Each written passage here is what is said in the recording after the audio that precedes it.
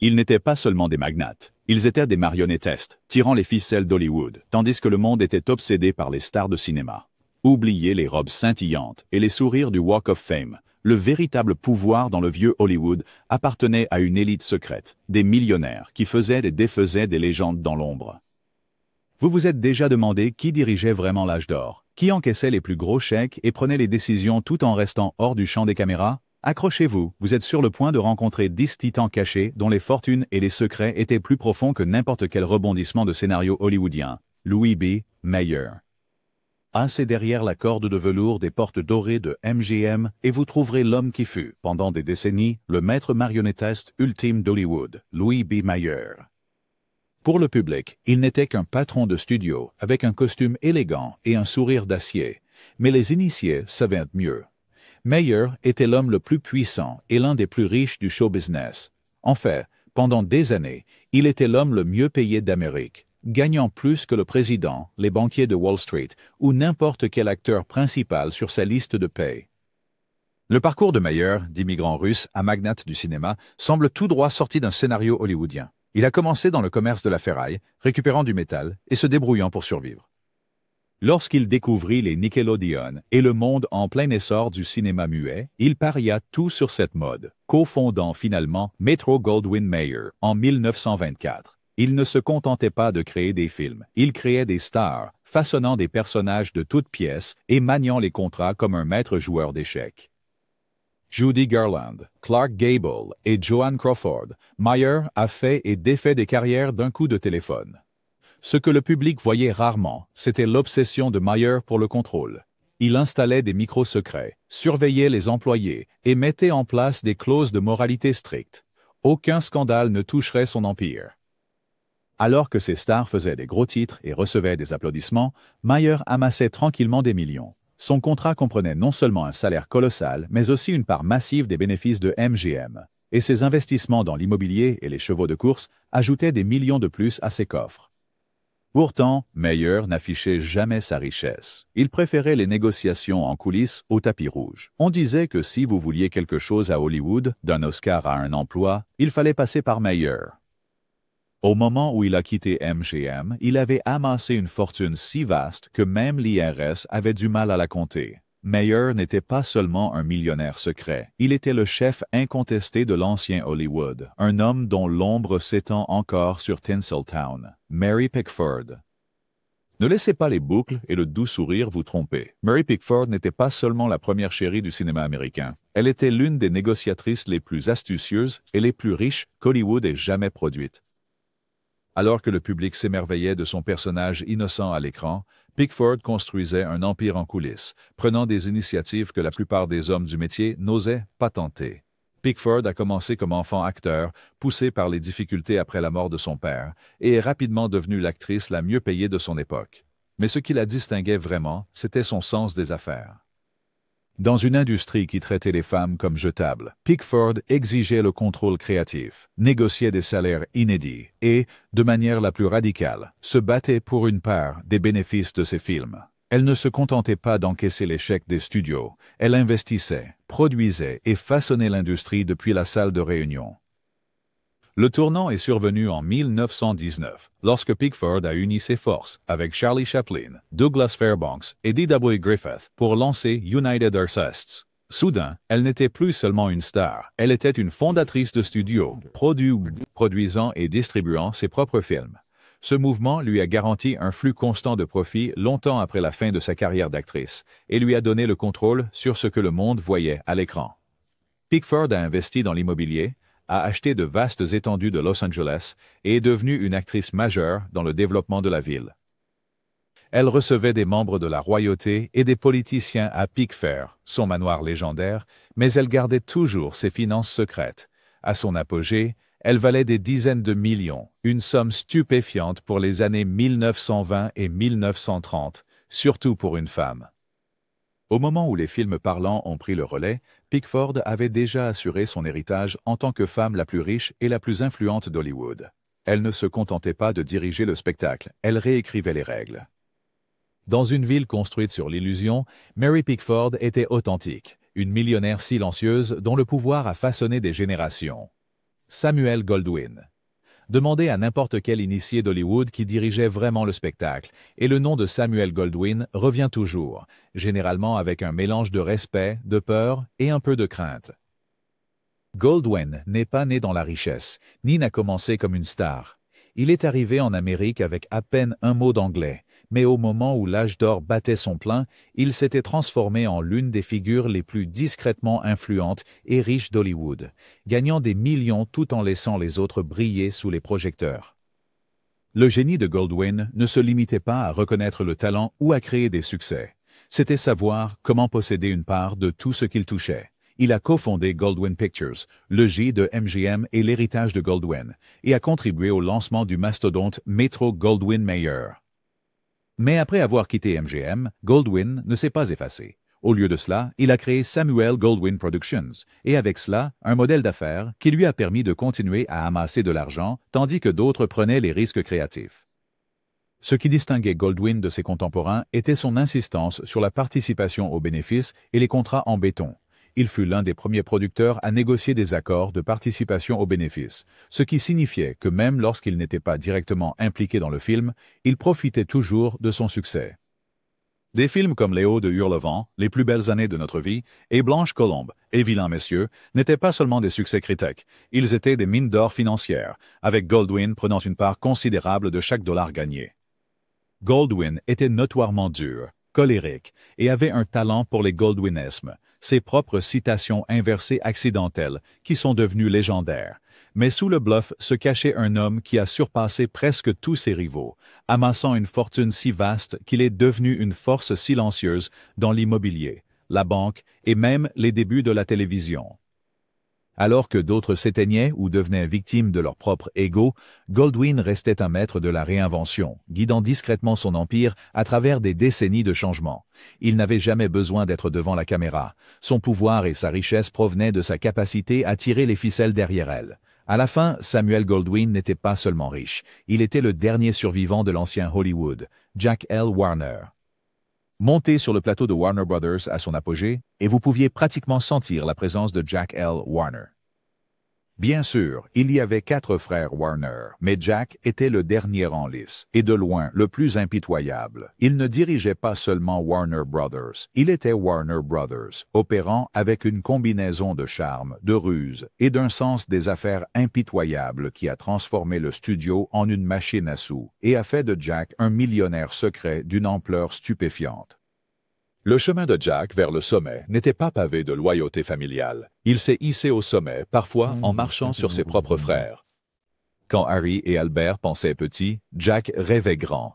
Il les a convaincus de tout miser sur les films parlants avec le chanteur de jazz, lançant la révolution du son et laissant les autres studios s'efforcer de rattraper leur retard.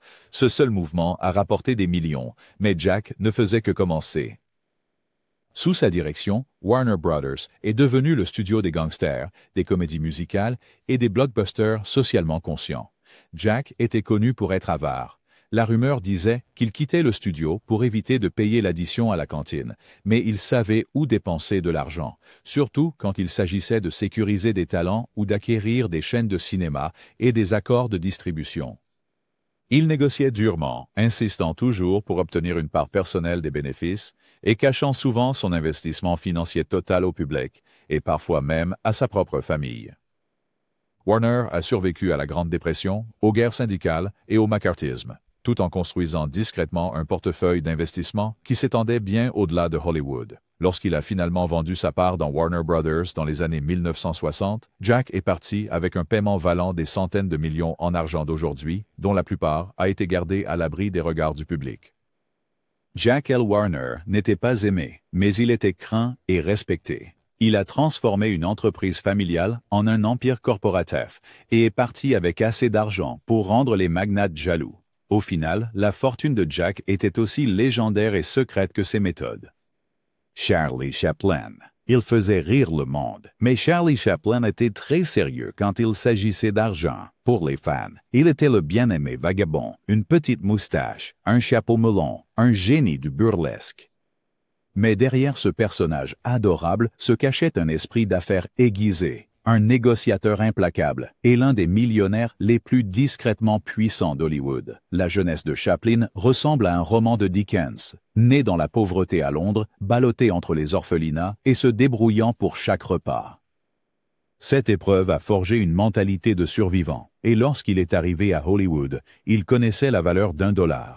Son succès avec Keystone Studios n'était que le début. Bientôt, il écrivait, réalisait et produisait ses propres films, s'assurant de posséder les droits de chaque image. Mais Chaplin ne voulait pas seulement un salaire, il voulait le contrôle et les bénéfices. En 1919, il a cofondé United Artists, aux côtés de Mary Pickford, Douglas Fairbanks et D.W. Griffith.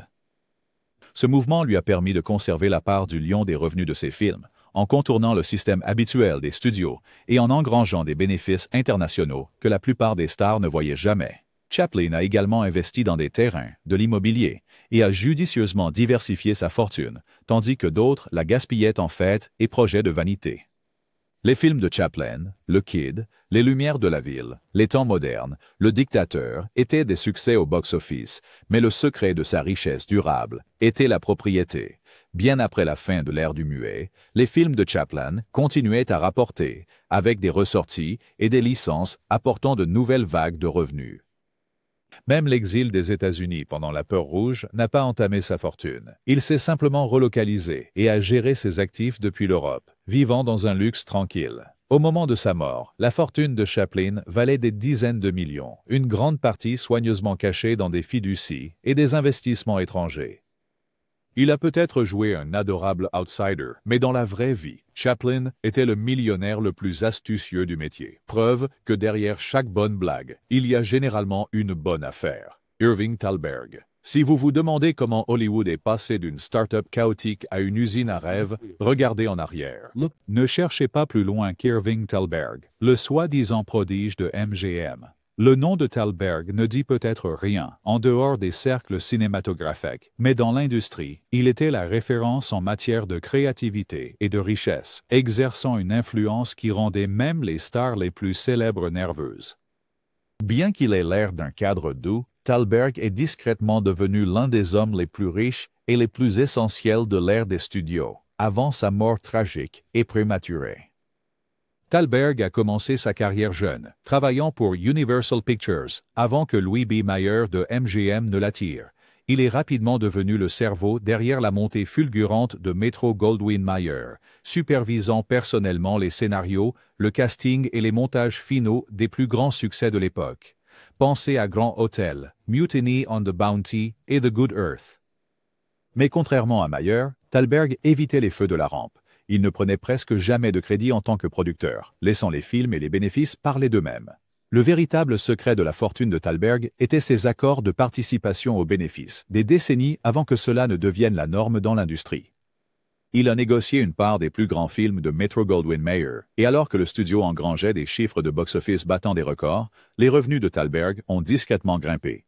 Il a également investi dans des terrains et des propriétés autour de Los Angeles, comprenant que la croissance explosive de la ville pouvait faire des millionnaires pour ceux qui s'y prenaient tôt.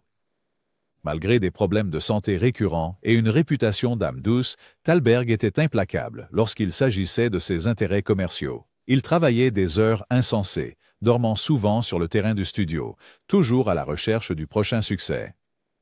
Lorsqu'il est mort à seulement 37 ans, sa fortune valait des millions. Presque inimaginable pour quelqu'un de son âge à cette époque. Hollywood a nommé son prix de production le plus prestigieux en son honneur. Mais le véritable hommage pourrait être le modèle financier qu'il a établi. Pouvoir dans l'ombre, richesse par conception et influence qui perdure bien au-delà des génériques. Howard Hughes. Personne dans le vieux Hollywood, peut-être personne dans l'histoire américaine, n'était tout à fait comme Howard Hughes. Pour les tabloïds, il était le milliardaire playboy reclus, obsédé par les avions, les films et les femmes. Mais derrière les gros titres sensationnels se cachait un opérateur commercial astucieux et secret qui a fait et perdu des fortunes tout en réécrivant les règles du cinéma et de l'industrie. Hughes a hérité de millions de l'entreprise d'outillage de son père, mais il a rapidement tourné son attention vers Hollywood. Il a acheté RKO Pictures, l'un des 5 grands studios, et a commencé à investir sa fortune dans des productions audacieuses, souvent controversées, comme Hell's Angels, Scarface, et le film avec Jane Russell, The Outlaw. Ces films ont brisé des tabous, repoussé les limites de la censure, et lorsqu'ils ont eu du succès, ils ont rapporté des montagnes d'argent. Hughes était célèbre pour exiger un contrôle créatif absolu et superviser personnellement chaque détail, des angles de caméra aux essayages de costumes, s'assurant que les films reflétaient sa vision unique et souvent bizarre. Mais le véritable génie de Hughes résidait dans ses manœuvres commerciales. Il a discrètement acquis de vastes quantités d'actions de RKO, de biens immobiliers et même d'actifs aéronautiques, en utilisant des sociétés écrans et des fiducies secrètes pour cacher l'ampleur réelle de sa richesse à la fois à ses rivaux et au gouvernement. Même si sa vie personnelle sombrait dans l'excentricité, devenant un reclus germophobe, disparaissant pendant des mois, sa fortune continuait de se multiplier grâce à des investissements judicieux et des accords de licence. Hughes a survécu à l'âge d'or, résistant aux poursuites antitrust, aux guerres de studios et aux scandales publics. Toujours parvenant à rester juste un pas devant le désastre. Au moment où il s'est retiré complètement de la vie publique, ses avoirs à Hollywood valaient à eux seuls des centaines de millions, une somme stupéfiante dans les années 1950 et 60. Certains disent que Hughes utilisait Hollywood comme un terrain de jeu. En réalité, il en était le faiseur de rois secrets, un homme qui jouait de l'industrie aussi habilement que n'importe quel acteur jouait un rôle. Adolph Zukor. Le nom d'Adolph Zukor n'est que rarement affiché en grand sur les affiches de films classiques, mais ses empreintes sont partout dans l'ascension d'Hollywood. Né en Hongrie, Zukor est arrivé en Amérique avec peu plus que de l'ambition et un talent pour voir ce que les autres manquaient. Dans les années 1920, il était discrètement devenu l'un des hommes les plus riches et les plus puissants de l'industrie, tout en laissant les autres profiter des feux de la rampe. Les débuts de Zukor n'étaient pas glamour. Il travaillait dans la fourrure et les salles de jeu à un sou avant de tout miser sur le nouvel art des films. En 1912, il a fondé la société de films Famous Players, qui a rapidement fusionné pour devenir ce que nous connaissons aujourd'hui sous le nom de Paramount Pictures. Mais Zukor ne se contentait pas de produire des films. Il a été un pionnier de l'intégration verticale en s'emparant non seulement des studios, mais aussi des sociétés de distribution et des chaînes de cinéma. Soudain, Zukor contrôlait tout le processus, de l'objectif de la caméra à la caisse du box-office. Tandis que ses stars jouissaient de la célébrité, Zukor amassait de l'argent. En les années 1920 et 30, Paramount était un géant, produisant succès après succès et dominant les écrans américains. Zukor a négocié des accords d'équité, des parts de profit et des investissements d'initiés, amassant une fortune qui éclipsait celle de nombreuses célébrités plus visibles de l'époque. Les initiés savaient que Zukor ne se contentait pas de faire des films. Il possédait les cinémas où vous les regardiez et les entreprises qui expédiaient les copies à travers l'Amérique. Le sens des affaires de Zukor a fait de lui une légende dans les salles de conseil des studios, mais il était notoirement discret, préférant les réunions tranquilles et les accords en coulisses aux premières flamboyantes. Il a survécu à la Grande Dépression, résisté aux poursuites antitrust et même survécu à ses rivaux alors que le système des studios s'effondrait. Au moment où il a démissionné, la fortune personnelle de Zukor se comptait en dizaines de millions et son influence a perduré longtemps après. Bien qu'il n'ait jamais recherché l'attention, Zukor était le genre de millionnaire secret qui dirigeait vraiment Hollywood, un magnate silencieux dont l'empire a survécu à presque tout le monde. Douglas Fairbanks. Pour les cinéphiles, Douglas Fairbanks était le casse-cou ultime, la première star d'action qui sautait de toit en toit et se frayait un chemin à travers aventure après aventure. Mais ce que le public ne voyait pas, c'était l'œil avisé de Fairbanks pour les affaires et sa détermination silencieuse à garder sa fortune hors des gros titres. Il était un millionnaire secret, non seulement grâce à ses succès au box-office, mais parce qu'il voyait des opportunités, là où d'autres ne voyaient que la célébrité. L'histoire de Fairbanks est typique d'Hollywood. Acteur de théâtre devenu star de cinéma, il est devenu le visage du cinéma d'aventure des débuts, avec des succès comme Le Cygne de Zorro, Robin des Bois et Le Voleur de Bagdad. Mais Fairbanks savait que compter uniquement sur les studios signifiait céder à la fois les bénéfices et le contrôle. En 1919, il s'est associé à Mary Pickford, Charlie Chaplin et D.W. Griffith pour lancer United Artists, une initiative révolutionnaire qui lui a permis de prendre directement le contrôle des bénéfices et de la création. Fairbanks n'a pas gaspillé ses chèques de paie. Au lieu de cela, il a investi dans l'immobilier de premier choix à Los Angeles, acheté de grandes parts dans des sociétés de production et de distribution et diversifié sa richesse à travers différentes industries. Pickfair, le manoir qu'il a construit avec Pickford, est devenu un symbole du pouvoir et de l'opulence d'Hollywood. Mais la véritable histoire était l'empire commercial qu'il construisait discrètement à huis clos. Alors que sa carrière ralentissait dans les années 1930, les investissements de Fairbanks continuaient de rapporter. Contrairement à de nombreuses stars du muet qui ont sombré dans l'oubli ou la faillite, Fairbanks est resté riche grâce à des décisions judicieuses et à un refus de se reposer sur une célébrité éphémère. Il a gardé un profil bas dans les affaires financières, gérant discrètement sa fortune même après la fin de ses jours de cap et d'épée. Au moment de sa mort, Fairbanks avait assuré sa place à la fois comme une légende d'Hollywood et comme un millionnaire discret. Il a prouvé que parfois les plus grandes cascades ne sont pas à l'écran, mais dans la salle de réunion où se trouve la véritable action et les véritables richesses. William Randolph Hearst. Vous connaissez son nom grâce aux journaux, à la politique, et peut-être même à Citizen Kane. Mais ce que la plupart des gens n'ont jamais réalisé, c'est à quel point les millions de William Randolph Hearst coulaient profondément dans les veines du vieux Hollywood. Hearst ne possédait pas seulement des gros titres. Il finançait des films, soutenait des studios et façonnait des carrières en coulisses, exerçant discrètement plus de pouvoir que la plupart des magnates n'ont jamais rêvé. L'implication de Hearst à Hollywood a commencé comme un projet de vanité. Il voulait que sa maîtresse, Marion Davies, devienne une star. Alors, il a fondé Cosmopolitan Pictures, dépensé sans compter pour les productions, et s'est assuré que son empire de journaux promouvait chaque mouvement de Davies. Mais ce n'était que la partie émergée de l'iceberg. Hearst est devenu un acteur de l'ombre dans le financement et la distribution, sauvant des studios en difficulté et même négociant des accords entre dirigeants rivaux. Son argent circulait partout, dans d'immenses terrains de studio, des demeures somptueuses et des prêts à haut risque qui maintenaient à flot les grandes productions pendant les périodes difficiles. Les initiés de l'industrie savaient que si Hearst vous soutenait, les portes s'ouvraient. S'il ne le faisait pas, votre carrière pouvait se retrouver dans une impasse. Pourtant, en public, il préférait laisser les stars et les magnates recevoir les honneurs, tandis qu'il engrangeait des profits silencieux. Les propriétés immobilières de Hearst en Californie, y compris le légendaire Hearst Castle, n'étaient que la partie la plus visible d'un empire tentaculaire qui s'étendait d'un océan à l'autre. Il a utilisé son influence médiatique pour influencer l'opinion publique sur les films, les acteurs et les scandales de l'industrie, tout en réalisant un bénéfice substantiel. Son influence politique et sociale le rendait presque intouchable, même si ses finances devenaient compliquées dans ces dernières années. À la fin, Hearst avait fait passer des millions incalculables à travers Hollywood, façonnant l'ascension et la chute de l'industrie. Il était l'archétype du millionnaire secret, un homme avec richesse, pouvoir et contrôle qui pouvait faire ou défaire des carrières, souvent d'un simple murmure. Dans une ville construite sur l'illusion, Hearst était la main invisible guidant la magie.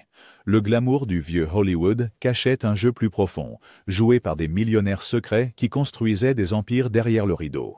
Les stars que vous connaissez illuminaient l'écran, mais ces puissants tireurs de ficelles encaissaient les plus gros chèques. Quel magnate caché vous a le plus surpris?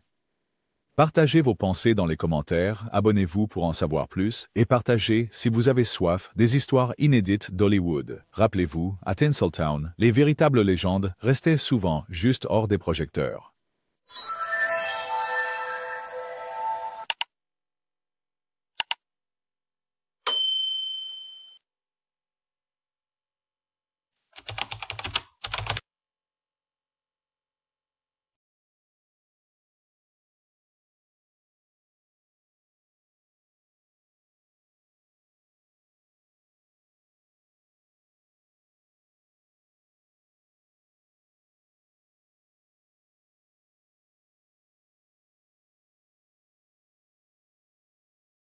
C'est passé au tour suivant. Allons-y les filles, restez positives.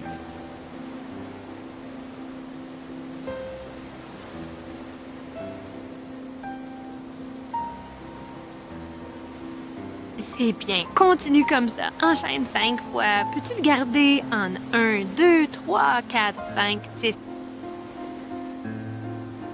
Je ne peux pas le faire.